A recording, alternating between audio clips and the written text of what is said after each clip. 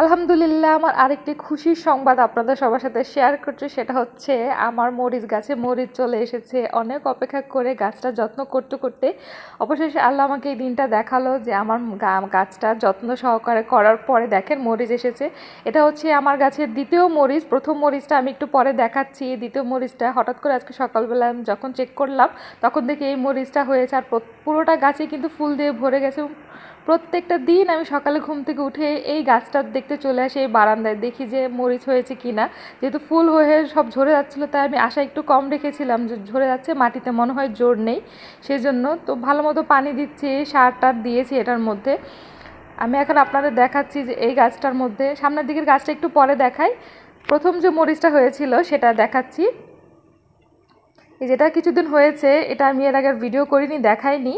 দেখেন এটা বেশ কয়েকদিনের মধ্যেই লম্বা হয়ে গেছে। এটার বয়স সম্ভবত 4 থেকে 5 দিনের বয়স এটার। আর পরবর্তীতে আজকে দেখলাম ওইটাও হয়েছে। গতকালকেও দেখিনি এই মরিচটা যে হয়েছে, আজকে আমি হচ্ছে সকালবেলা এটা দেখছি যে মরিচটা হয়েছে। কতগুলো যে মরিচ গাছ আমি হচ্ছে বাসায় না থেকে থেকে নষ্ট হয়েছে, অবশেষে হচ্ছে এই মরিচ গাছটা আল্লাহর রহমতে বেঁচে আছে এবং মরিচ হয়েছে। আমি যে কতটা খুশি সেটা আসলে যারা এরকম বাগান করেন, ছোট ছোট জিনিসের আশা করেন, তারা জানেন যে এগুলো করলে কত ভালো লাগে। আর প্রত্যেকটা মধ্যে হয়েছে এই দেখেন আরেকটা মরিচ আমি দেখাচ্ছি। এই টপটার মধ্যে মোট মরিচ হয়েছে 3টা। এই যে আরেকটা মরিচ, এটা দ্বিতীয় মরিচ। আর প্রথম দিকে যেটা দেখেছিলাম সেটা হচ্ছে 3 নম্বর মরিচ, যেটা আজকে হয়েছে সকালের দিকে। ভালোই লাগছে, আমার অনেক বেশি ভালো লাগছে মরিচগুলো দেখে। এখন এটা পরিপক্ক হওয়া পর্যন্ত অপেক্ষা করতে পার, দেখি এর মধ্যে আরও কিছু মরিচ হয় কি না। এটা হচ্ছে আরেকটা। এই গাছটার কথা আর কি বলবো, এই গাছটা আমি ঢাকার থেকে আসার পরে দেখেছি একদম মরে গেছে, ডালপালাগুলো একদম শুকিয়ে একদম একটা পাতাও ছিল না, একদম মরে গেছিলো। পরবর্তীতে আমি অযত্নে এটাকে অনেক দিন ফেলে রেখেছি যেহেতু এটা মরে গেছে।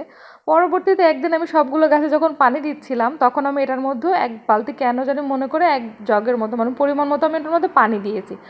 তারপরে কিছুদিন পর দেখি যে নতুন পাতা গজানো শুরু করেছে, দেখে আমার আশা জাগলো যে মনে হয় এটা আবার নতুন করে হবে।